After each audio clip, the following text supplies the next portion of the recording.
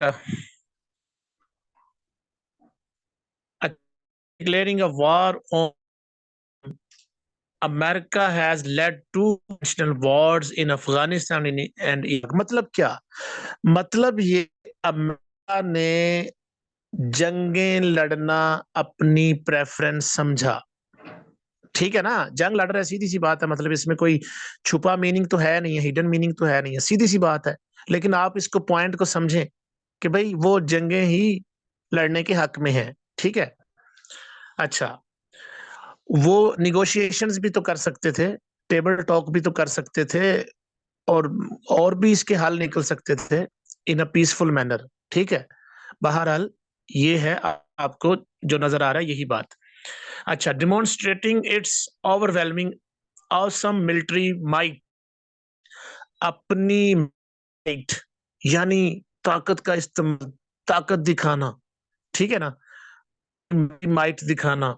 अच्छा, ये उसने बेहतर समझा, इसको उसने प्रेफर किया।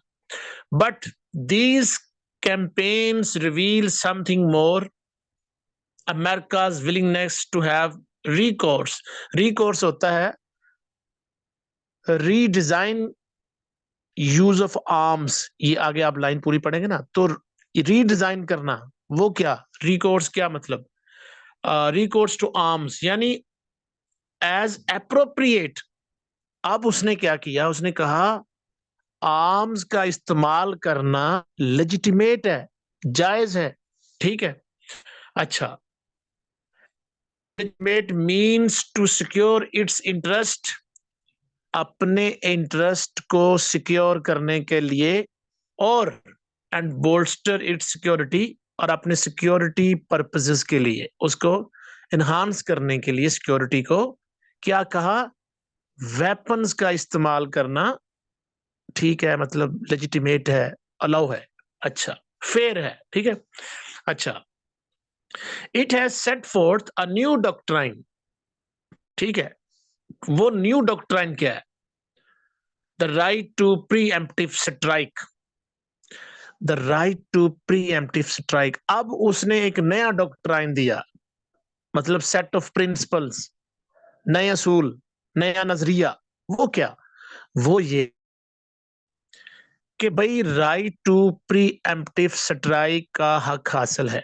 अब ये क्या प्री एम्प्टिव स्ट्राइक, हिफ्ज़े मा तकद्दुम, जो इकदामात किए जाते हैं, जैसे आपका जब पाकिस्तान में कोई बड़े प्रोसेशंस होते हैं, या मुहर्रम उल हराम में आप देखते हैं, तो सिक्योरिटी कंसर्न के लिए सिक्योरिटी जो लैब्स हैं उनको कवर करने के लिए बिफोर हैंड 10 दिन पहले ही सिक्योरिटीज को और इस तरह सारी चीजों को बड़ा एक्टिव कर दिया जाता है। ठीक है ना, तो वो क्या होता है, वो हिफ्ज़े मा तकद्दुम, यानी कुछ होने से पहले जो इकदाम किए जाते हैं, जिनका खदशा हो और वो होने से पहले कोई मेयर्स किए जाएं, तो वो हिफ्ज़े मा तकद्दुम उसको कहते हैं।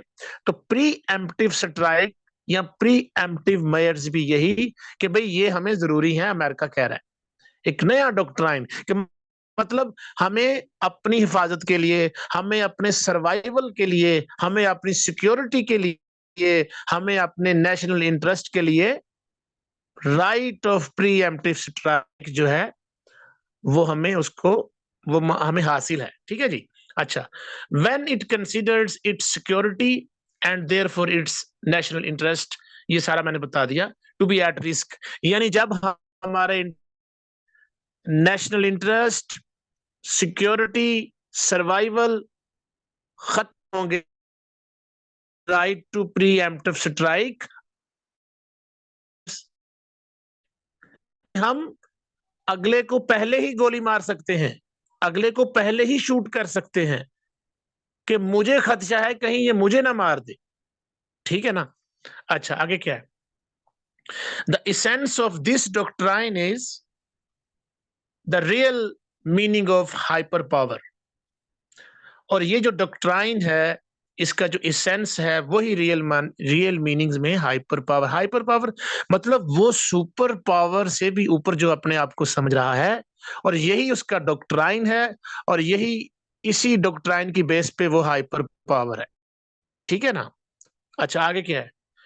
तो मतलब यहां तक हमें जो बात समझ आ रही है, ऑथर के अकॉर्डिंग, राइटर के अकॉर्डिंग जो हमें समझ आ रही है वो ये है कि भाई वो जो अमेरिका है वो कहता है वार्स भी होनी चाहिए अपने, मैंने हिफ्ज़ मा तकद्दुम प्री एम्प्टिव स्ट्राइक्स भी करूंगा, मुझे वो भी हक हासिल है, और मैं मतलब कि यूज ऑफ फोर्स, और मैं कुछ भी कर सकता हूं, मतलब मेरे पास वो कंसल्टेशन का कोई का और ये टेबल टॉक का कोई मेरे पास ऑप्शन नहीं है। यहां तक तो यही समझ आ रही। अच्छा, आगे क्या है?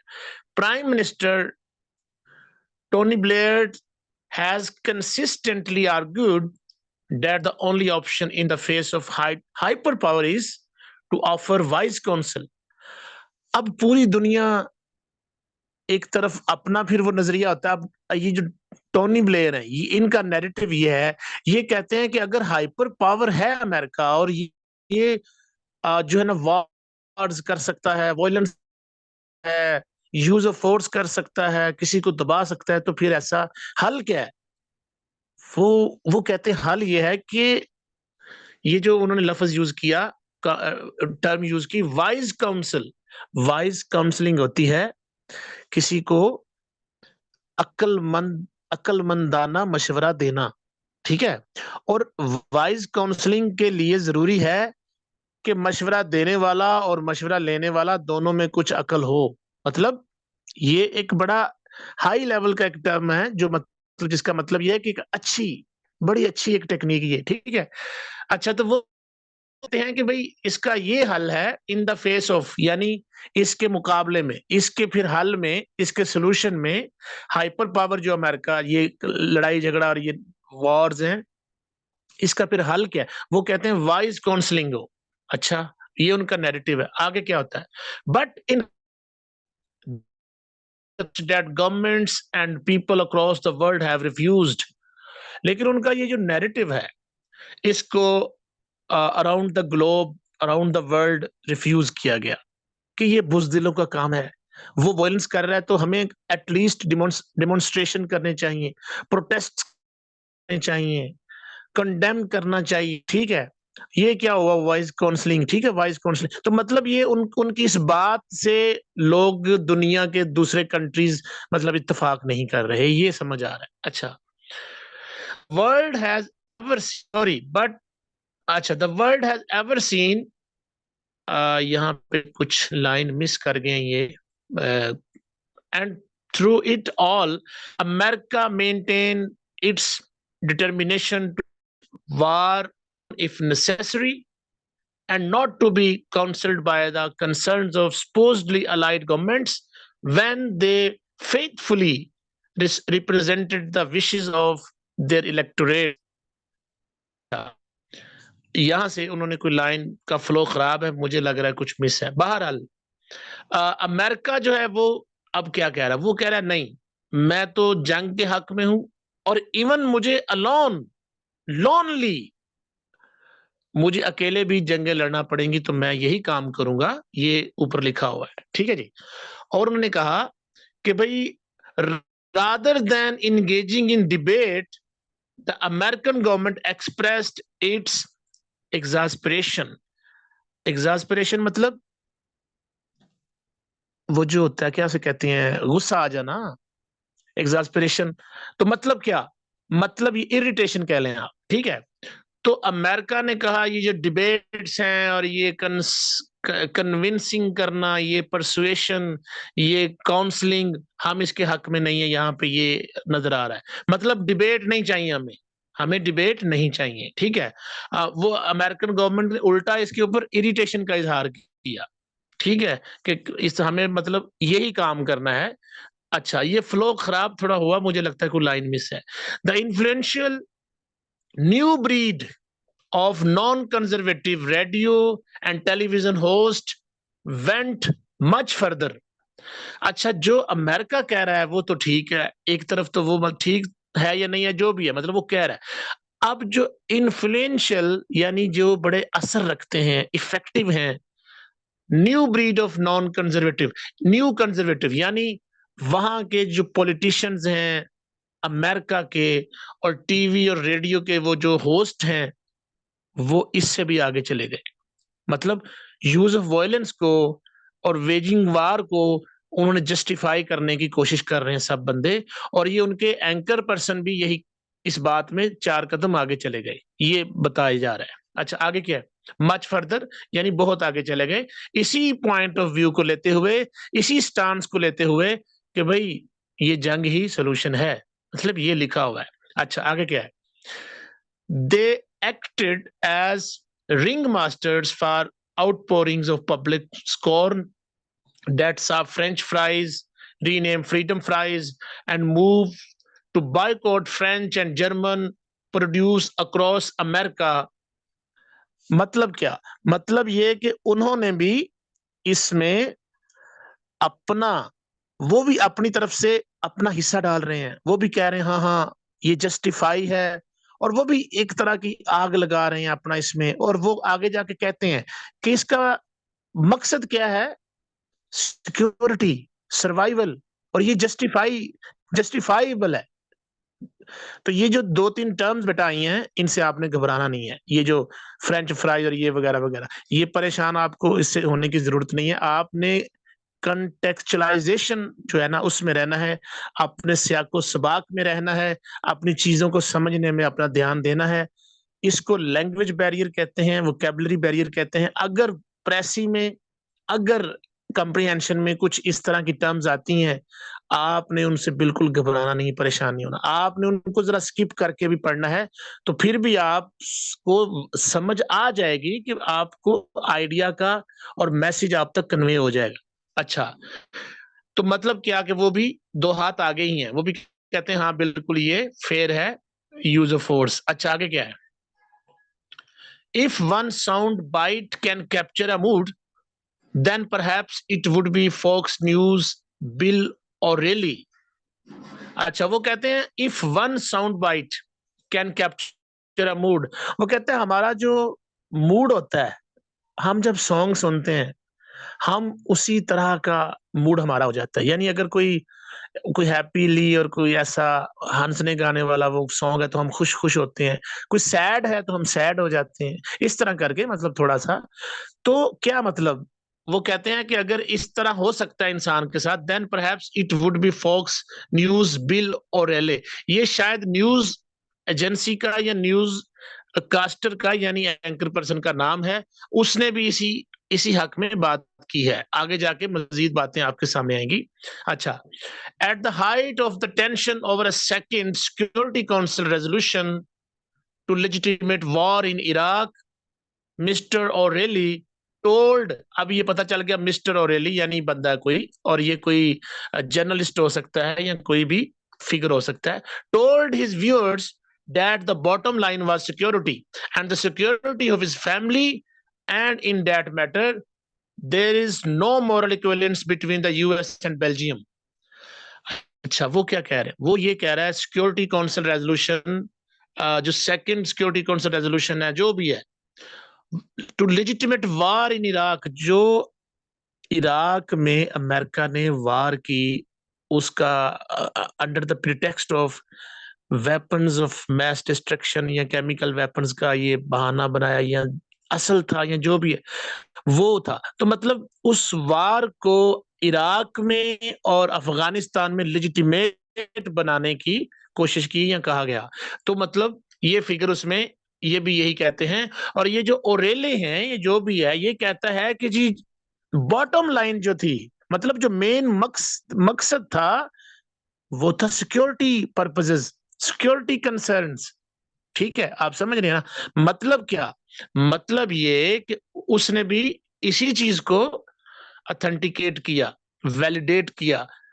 ये सारा पैसेज आपको लग रहा है ना कि जैसे, ऐसा लग रहा है जैसे यूज ऑफ फोर्स को जस्टिफाई किया जा रहा है, वॉर को, ठीक है, और तशद्दुद को और इस तरह की चीजों को कहा जा रहा है कि भाई ये जस्टिफाइबल है। तो आगे क्वेश्चन हम पहले पढ़ चुके हैं, दोबारा पढ़ेंगे। अच्छा, तो उन्होंने कहा ये जो मॉरल इक्विवेलेंस है, ये जो मॉरल इक्विवेलेंस क्या होता है? मॉरल इक्विवेलेंस मतलब क्या कि आपके अंदर अखलाकी बराबरी हो, तो अखलाकी बराबरी कैसे होगी?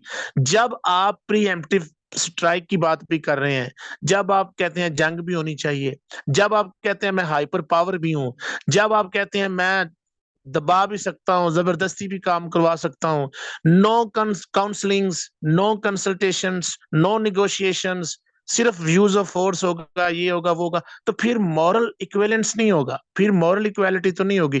क्योंकि जो मोरालिटी की बात होती है वो अक्सर बराबरी की सतह पे लोग करते हैं। अगर कोई पावरफुल है वो मोरालिटी की बात ही नहीं करता, ठीक है, वो कहते हैं माइट इज राइट, बस जिसकी लाठी है उसकी भैंस है, ठीक है। बहरहाल इसको हम आगे जाके मजीद पढ़ते हैं। अच्छा,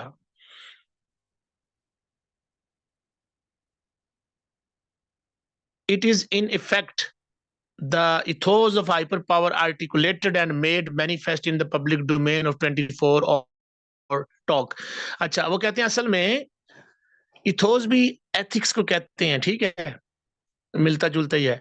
हाइपर पावर की यही एथिक्स है कि उनको आर्टिकुलेट करके यानी बढ़ा चढ़ा कर बयान किया जाता है कि भाई एक गलत चीज को भी इतना ज्यादा बढ़ा चढ़ा कर बयान किया जाता है कि लगता है कि ये सही चीज है। मतलब वो कहते हैं ये सही है, सही है। आप जितनी देर से मैं पढ़ा रहा हूँ और आप सुन रहे हैं, यही लग रहा है कि यार ये तो जो बातें कर रहे हैं फिर वो अपनी तरफ से तो सही कर रहे हैं। यहाँ पे मैं एक बात और ऐड करूं, कॉम्प्रिहेंशन में कभी भी आप अपना पॉइंट ऑफ व्यू नहीं दे सकते, कभी भी आप जज्बात में आकर लॉजिक को कंप्रोमाइज नहीं कर सकते।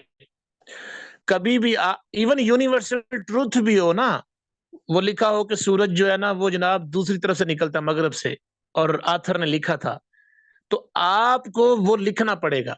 हालांकि सूरज मगरब से तो नहीं निकलता ना, लेकिन अगर राइटर इस लेवल पे भी कोई गलत बात लिख रहा है तो आपको वही बातें करनी होंगी, अपने पास से कोई पॉइंट ऐड नहीं कर सकते अपने कंप्रीहेंशन में, ना ही प्रेसी में। जो पैराग्राफ है उसको चुप करके जो दिया गया है वो बता दीजिए बस।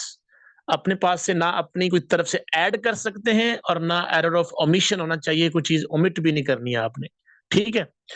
हाँ, कभी अनटिल अनलेस आपसे पूछा ना जाए, कभी कभी ना कंप्रीहेंशन में एंड पे एक क्वेश्चन होता है और पूछा जाता है व्हाट्स योर ओपिनियन, अब आप अपनी ओपिनियन दे सकते हैं, और वो भी आपने कुछ ना कुछ रेलिवेंट रहकर ही देनी है, पैसेज के बारे में देनी है ना। बहरहाल आपने अवॉइड करना है अपनी तरफ से कुछ भी ऐसा वैसा ना ऐड कर सकते हैं। लेकिन हाँ, जब आपने इनके जवाब देने हैं, आपने अपने लफ्जों में देने हैं, आपने इनको पैराफ्रेज करना है, यहां से वर्ड्स को बोरो नहीं करना, ना ही प्रेसी में करते हैं।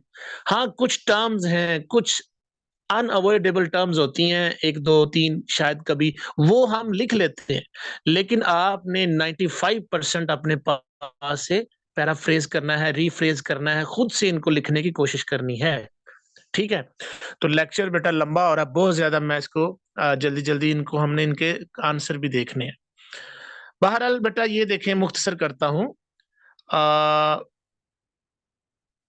मतलब 24 और टॉक में भी यही है जी, पब्लिक डोमेन में भी यही बातें हो रही हैं कि ये जी होना चाहिए और यही थॉज है, यही एथिक्स है। अच्छा, and अमेरिका's willingness to prosecute war has raised innumerable questions about how it engages with other countries. Afghanistan has seen the removal of Taliban, but there are no official statistics on the number of innocent civilians dead and injured to achieve the security objective. यानी वो कहते हैं कि अफगानिस्तान की अगर example उन्होंने कहा, देखें कि वहां पे इन्होंने कहा सिक्योरिटी के लिए, हम अपने दिफा के लिए 9/11 और अलकायदा और जो इस तरह की वो बातें चली, उन्होंने कहा मैं हम अपने प्री एम्प्ट कह लें या हम अपनी सिक्योरिटी सर्वाइवल नेशनल इंटरेस्ट के लिए अफगानिस्तान में वार कर रहे हैं। और लिखने वाला ये लिख रहा है इसका, आप वो कहता है कि आपने वो तो कह दिया कि जिन्हें हमारा सिक्योरिटी कंसर्न है अफगानिस्तान में, लेकिन आपने ये नहीं देखा कि अफगानिस्तान में आपके इस सिक्योरिटी कंसर्न की जो आपने एक्शंस लिए उसके नतीजे में कितने लोग, मतलब जो है ना वो उनका नुकसान हुआ, जानी माली, ठीक है। तो वो भी तो इंसान है, फिर उनकी सिक्योरिटी, उनकी उनकी सर्वाइवल, उनका सारा किधर गया? ह्यूमन राइट्स कहाँ गए? ठीक है, मतलब ये ऑथर कह रहा है। अच्छा, आगे क्या है? The people of Afghanistan have witnessed a descent into chaos that preceded the arrival of the Taliban, a country administered not by a new era of democracy under the tutelage of the power, but by the return of the बेटा ना करें of the warlords. अच्छा, वो कहते हैं कि ये जो वहां पे जो तालिबान रूल था या जो भी लिखा हुआ है कि इनटू क्योज, मतलब कमी आ रही थी थोड़ी सी परेशानी में, डिसऑर्डर में, सिविल वार में, या जो भी वहां पे परेशानी का माहौल था कॉन्फ्लिक्ट से, उसमें कमी आ रही थी, विटनेस किया गया इस चीज को। लेकिन क्या हुआ कि ये जो न्यू इरा है डेमोक्रेसी का, वो कहते हैं ये हाइपर पावर की गार्डियनशिप में है, ये ओरिजिनल नहीं है, ये मतलब representative, truly representative of general people नहीं है। ठीक है ना? अच्छा, आगे क्या है? But the return of lords beyond Kabul much remains too insecure for reconstruction, and there is enormous difficulty in bringing relief aid to the rural population beyond Kabul। वो कहते हैं काबुल से परे, काबुल के अलावा या काबुल से हट के या काबुल से थोड़ा दूर, क्या कहते हैं, much of the country remains too insecure. कहते हैं अफगानिस्तान जो है वो तो इनसिक्योर है बहुत ज्यादा, वहां पे तो कोई फंडामेंटल ह्यूमन राइट्स नहीं है, ये सारा मतलब जो सिक्योरिटी और जो आप बात करते हो, मतलब क्या, मतलब आपकी सिक्योरिटी के, आपके आपने ली जंगें की, जंगें शुरू की, उनके नतीजे में दूसरे लोगों का जो है उनको आपने इनसिक्योर किया और ह्यूमन लॉस हुआ।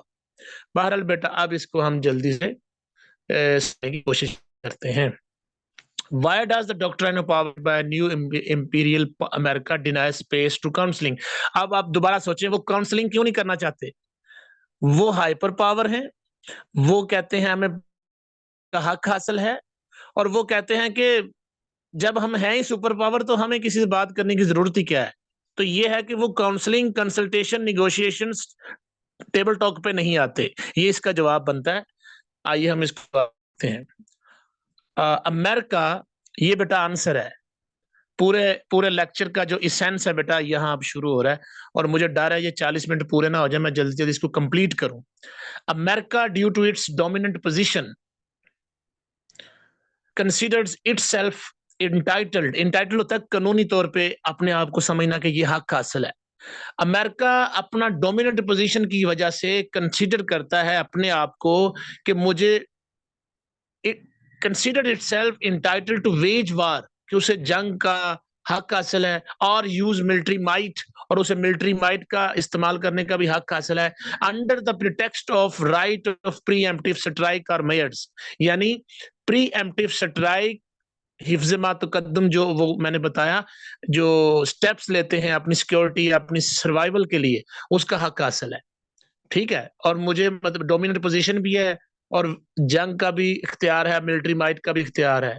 ये पहले का जवाब दे रहा हूं। वेन एवर और wherever its core interest are jeopardised, जब कहीं जहां कहीं भी इसके कोर इंटरेस्ट जो है वो खतरे में पड़ते हैं। In fact the counselling or consultation are practised only among the equal states while America is regarded as a hyper power. मैंने कहा वो काउंसलिंग को स्पेस इसलिए नहीं देते कि भाई, एक तो वो खुद को कहते हैं कि जंग जायज है, हमें जंग, वो इस पैराग्राफ में हमें लग रहा है मिलिट्री माइट की भी हमें इजाजत है, प्री एम्प्टिव स्ट्राइक का भी हमें हक हासिल है, और हमारे कोर इंटरेस्ट जब खतरे में पड़ेंगे हम तो ये करेंगे। और तीसरे नंबर पे क्या है, मैंने कहा कि जो काउंसलिंग है, कंसल्टेशन है, ये बराबरी के लोगों में होता है, और अमेरिका हाइपर पावर कंसीडर किया जा रहा है, खुद को कर रहा है यहाँ। तो मतलब क्या, इसलिए वो स्पेस नहीं दे रहे किसको? काउंसलिंग को। ठीक है, तो डॉक्ट्राइन ऑफ पावर क्या है? मतलब उनका पावर का यही डॉक्ट्राइन है, यही नजरिया है, यही आइडिया है कि हम ये सब कुछ करेंगे, और काउंसलिंग का हमारे पास कोई भी स्पेस नहीं है। ये बेटा इसका पहले का जवाब इन माय ओपिनियन। अच्छा, what is the essence of moral equivalence whereas war has no moral justification. ठीक है, अब इसको हम देखते हैं। According to the writer, morality is secondary to a state security. ये ना इस पैसेज में लिखा गया है कि मोरालिटी कोई चक्कर नहीं है। वो कहता है जी इथोस जो है वो यही है सुपर पावर्स के, कि अपने इंटरेस्ट के लिए, अपने जनाब ऑब्जेक्टिव्स के लिए, अपनी हर चीज के लिए, सर्वाइवल के लिए, वो सिक्योरिटी पर्पसेस के लिए मोरालिटी को भी पसे पुष्ट डाल सकते हैं, मोरालिटी को भी कॉम्प्रोमाइज कर सकते हैं। वो कहते हैं सबसे पहले सिक्योरिटी है, फिर कुछ और है। अच्छा, मोरालिटी इज सेकेंडरी, ये सानवी हैसियत रखती है to a state security. State की सिक्योरिटी की जब बात होगी तो मोरालिटी बाद में आएगी, ये वो पैसेज कह रहा है। If survival of a state is endangered by threatening acts of other states then war is justifiable for the security purposes. यानी वार जो है जी वो जस्टिफाइबल है, ये पैसेज कह रहा है, मैं नहीं कह रहा, आप नहीं कहेंगे। जो पैसेज कह रहा है वो यही है कि भाई पैसेज से ये लगता है कि यहाँ बार बार यही कहा गया है मोरालिटी जो है ये छोड़ो, पहले तो यही बात दुनिया में चलती है, सिक्योरिटी की बात चलेगी, और सिक्योरिटी और नेशनल कोर, नेशनल इंटरेस्ट जब होंगे तो उनके ऊपर बात होगी, और उनकी वजह से जंगी होंगी, जो मर्जी होंगी वगैरह वगैरह, मोरालिटी की बात मत करें। मतलब ये लग रहा है इस पैसेज में। आगे क्या जी, क्वेश्चन नंबर 3 जरा रीड कर लेते हैं। Why do countries occupied and under the tutelage of hyperpower have no peace?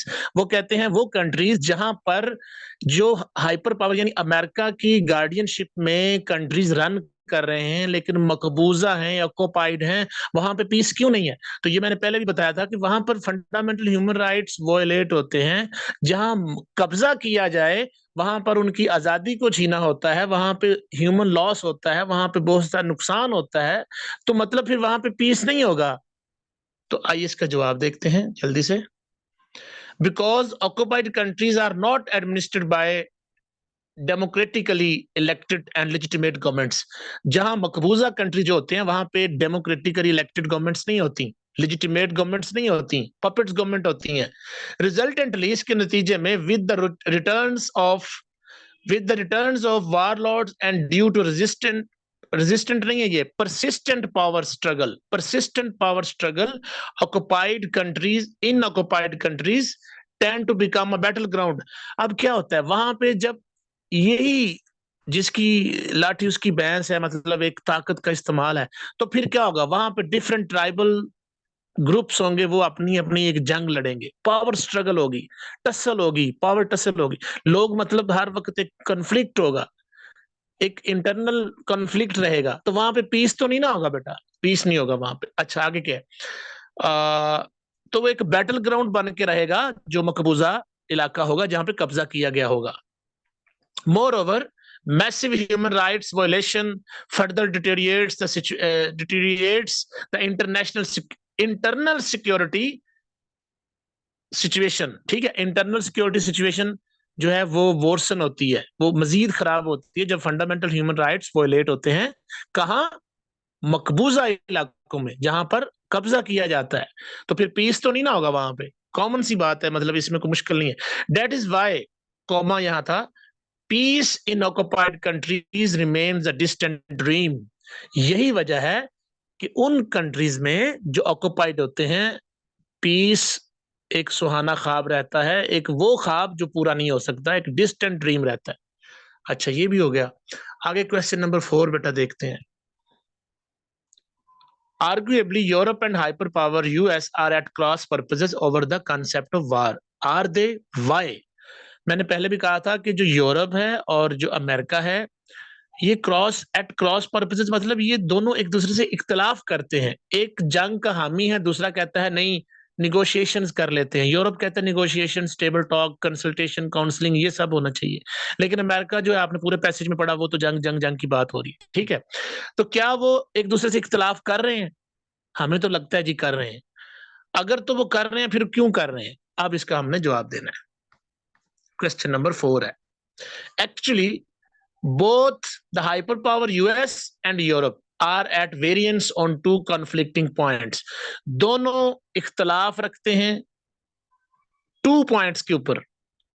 one waging war at, and the second is employing negotiation channels. यानी एक कहता है कि जंग लड़नी चाहिए हाइपर पावर यूएस, और यूरोप कहता है कि नेगोशिएशन चैनल्स को और टेबल टॉक को हमें इस्तेमाल करना चाहिए। तो इन दोनों का डिफरेंस ऑफ ओपिनियन पाया जाता है। अच्छा, to settle the disputes among the states, ठीक है, डिस्प्यूट्स को सेटल करने के लिए the US adheres to belligerent tactics practice at belligerent practices या टैक्टिस, ठीक है, मतलब यूएस जो है ना एडहेयर्स टू होता है चिमटे रहना, डटे रहना एक चीज के ऊपर।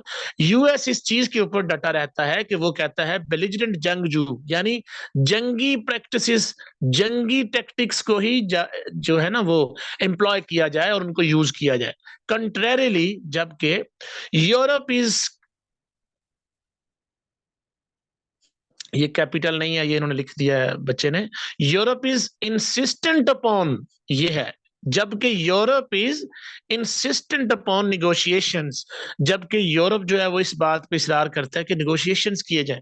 In fact this idea is not endorsed और प्रैक्टिस बाय द यूएस, और यूएस जो है वो इस बात को इंडोर्स नहीं करता है, इसको प्रैक्टिस भी नहीं करता। वो कहता है नहीं नहीं, निगोशिएशंस वाला कोई चक्कर नहीं है। तो क्या हुआ, एट क्रॉस पर्पसेस है ना, बिल्कुल है, यूरोप और hyper power US. Question number last बेटा 5, जो लास्ट क्वेश्चन है वो हम देखते हैं, उसके बाद आप इंशाल्लाह फारिग हो जाएंगे। अच्छा, what Tony Blair's meant by wise counsel and did it prevail, उसका क्या मतलब था जो नैरेटिव दिया वाइज काउंसिल का, और क्या वो प्रिवेल किया उसका जो नैरेटिव था?